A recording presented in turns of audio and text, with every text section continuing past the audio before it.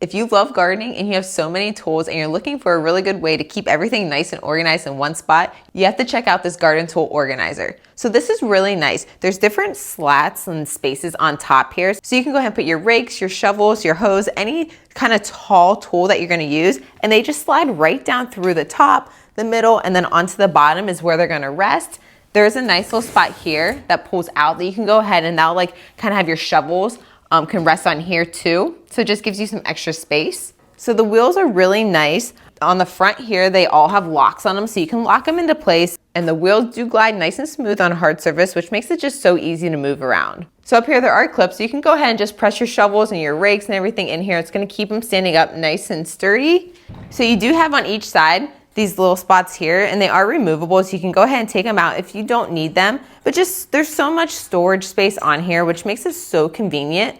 Up here you also have two other hooks, so you can go ahead and lay like your hand shovels up there, or a little bit smaller tools. And then down here you do have a nice little side caddy here, so you can go ahead and put like your garden gloves or anything kind of smaller that you need to keep. Now what I really like about this is besides using it to keep your tools nice and organized for gardening, you can even use this inside or out on your deck to put different plants on it and keep that all organized too.